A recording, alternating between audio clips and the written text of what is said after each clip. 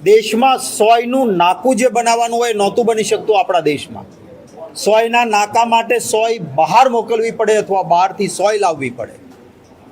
ખાવા માટે ધાન પૂરું નહીં.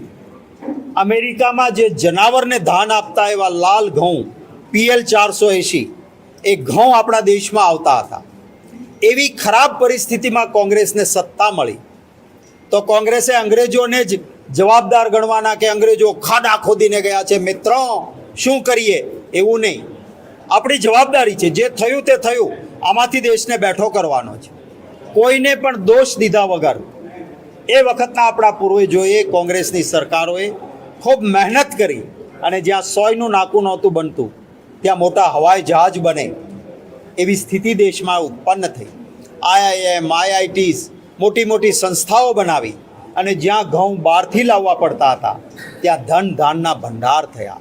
આ કોંગ્રેસનો ઇતિહાસ છે. કહે છે ને 70 વર્ષમાં શું કર્યું, આ કરીને આવ્યું. સામા પક્ષે ભારતીય જનતા પાર્ટીને 10 વર્ષ પૂરા થયા. 10 વર્ષ પછી કામના નામે મત માંગ્યા નહીં.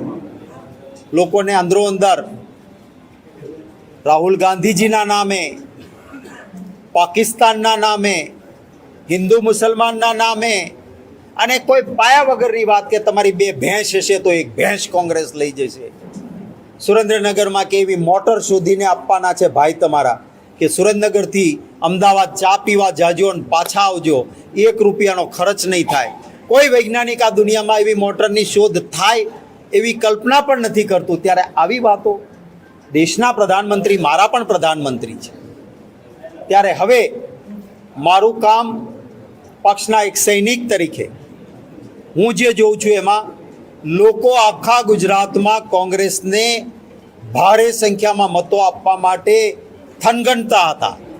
પરંતુ હું સ્વીકારું છું કે અમારી ક્યાંક નબળાઈ બૂથ પરના મેનેજમેન્ટમાં રહી હતી. એ ન રહે ભવિષ્યમાં. એના માટેનો આ સંવાદ કાર્યકર્તાઓ સાથે. મતદાનના 2 દિવસ પહેલાં કોણ બૂથમાં બેસવાનું છે એમ નહીં.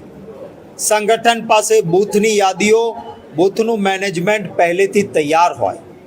હું આભાર પણ માનીશ કે તમામ જ્ઞાતિ વર્ગ ધર્મના ભાઈઓ આ વખતે ઈચ્છતા હતા કે ભાજપ હારે. ભારતીય જનતા પાર્ટીએ અહંકાર કર્યો છે. આ દેશની બહેનો દીકરીઓને માટે અપશબ્દ બોલનારને ઉમેદવાર તરીકે રાજકોટમાંથી દૂર ન કર્યા. ત્યારે તમામ જ્ઞાતિઓ પણ ભારતીય જનતા પાર્ટીની વિરુદ્ધ મત આપવા માંગતી હતી. એમણે પણ બૂથોના મેનેજમેન્ટમાં અમને મદદ કરી છે. એ તમામ જ્ઞાતિઓનો પણ હું ખૂબ હૃદયપૂર્વક આભાર માનું છું. આ સંવાદ છે એ અમારા સંગઠનને મજબૂત કરવા માટેનો છે. આભાર માનવા માટેનો છે કે મારા કાર્યકર્તાઓએ અમારા એકાઉન્ટ સીઝ કર્યા હતા એટલે અમે આર્થિક મદદ ન પહોંચાડી શક્યા. અમારા નેતાઓને, ચૂંટણી લડતા ઉમેદવારોને, ના કાર્યકર્તાને. એમ છતાં કાર્યકર્તાઓને, નેતાઓએ ઘરના પૈસે જે મહેનત કરી છે એમનો આભાર.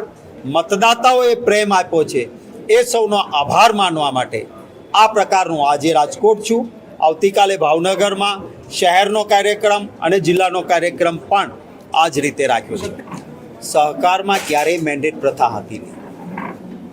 હું પણ સહકારી ક્ષેત્રમાં જમીન વિકાસ બેંકમાં ચૂંટાયેલો. ક્યારેય સહકારી ક્ષેત્રમાં આટલા વર્ષો સુધી કોંગ્રેસની સત્તા રહી મેન્ડેટ પ્રથા નહોતી.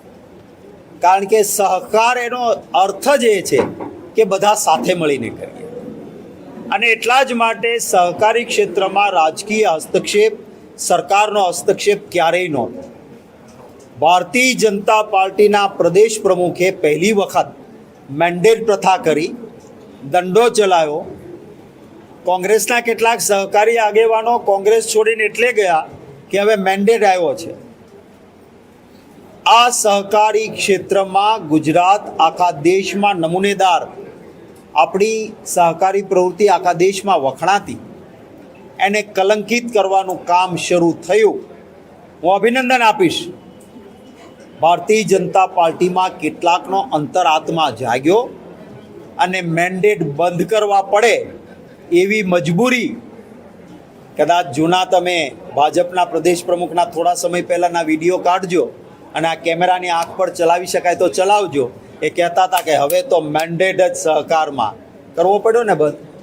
તો આખરે જનતા અને લોકો કાર્યકર્તાઓ એનાથી અમે મોટા હોઈએ છીએ. પદ પર બેઠા પછી કોણ કાર્યકર્તા ને કોણ નેતા, હું ને હું ભ્રમરની જેમ કરે તો એનો અંત આવો જ હોય છે. લોકશાહીમાં આખરે લોકોનો અવાજ સાંભળવો જોઈએ, જનમતને સન્માન કરવું જોઈએ. ભાજપને મતો મળે છે અને કેટલાક અંધભક્તો એમના અહંકારને વધારે ચડાવે છે કે પેટ્રોલ 500 થશે તોય અમારે મોદી જોઈએ. આ અંધભક્તોના કારણે ભાજપનો અહંકાર ઓર આસમાને ગયો છે.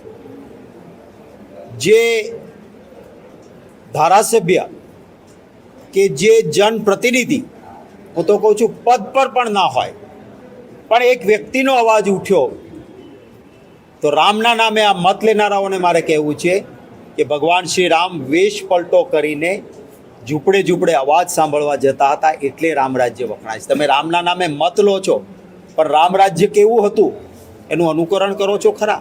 આજે ધારાસભ્યો પત્રો લખે, નગરપાલિકા એમની જ છે, અને ધોરાજીમાં આજે જ ભાજપના શહેર પ્રમુખે પત્ર લખવો પડે કે આ ડોળું પાણી પીવાય નહીં, એવું પૂરતું પાણી નહીં, અને છતાં ભાજપના પેટનું પાણી હલતું નથી. મીટરો મૂકવાતા ને, આ ચૂંટણી આવે એ પહેલાં કરી દેવાતા ને. લોકો પાસેથી મત લઈ લેવાના અને પછી કોયડા મારવાના છે તમારે. એડવાન્સ પૈસા શું કામ ભરે લોકો? પ્રીપેડ મીટર શા માટે? અને પ્રીપેડ મીટર મૂકો એટલે એના પર જીએસટી લાગે, એ એડવાન્સ ભરવો પડે. ક્યાંય કોઈ કાયદો આની પરમિટ નથી કરતો કે હું ખર્ચ કરું નહીં એ પહેલાં ટેક્સ ભરું. હું મારે આ કુર્તા લેવા જવો હોય, ખરીદ કરું ત્યારે જીએસટી લાગે, પણ મારે ભવિષ્યમાં કુર્તો ખરીદવાનો છે એટલે આજે જીએસટી ભરું. આવું ક્યાંય હોય ખરું? આ સ્માર્ટ મીટરોના નામે લૂંટ ચલાવવી છે, કારણ કે અદાણી પાસેથી મોંઘા ભાવે વીજળી લેવાની છે. એ મોંઘા ભાવે વીજળી લેવાની પોતાના મિત્ર માટે એનો ભોગ ગુજરાતના મતદારોએ બનવાનું. હવે સરકાર એમ કહે છે કે આ તો ગ્રાહકોના હિતમાં છે. હું કાયદો જાણું છું, ગ્રાહકોના હિતમાં હોય તો એને ઓપ્શન આપો કે ભાઈ મારે મારું હિત જોઈ છે, મને સ્માર્ટ મીટર આપો. મને લાગે છે કે મારું હિત નથી, મારે જૂનું મીટર છે એ બરાબર છે, આપો ને ઓપ્શન. તો આ સ્માર્ટ મીટરના નામે પણ જે પ્રકારની પ્રવૃત્તિ ભારતીય જનતા પાર્ટી કરે છે એ ગુજરાતીઓ ઉપર અન્યાય છે. પરંતુ કહેવાય છે કે આખરે જનતાનો આક્રોશ જાગે ત્યારે ભલભલી સત્તા ભાગે. હવે થોડો આક્રોશ શરૂઆત થઈ હતી આ ચૂંટણીમાં, એટલે હવે કોઈ ભાજપનો નેતા મતદાન થયા પછી કહેતો નથી જે પહેલાં કહેતા હતા દરેક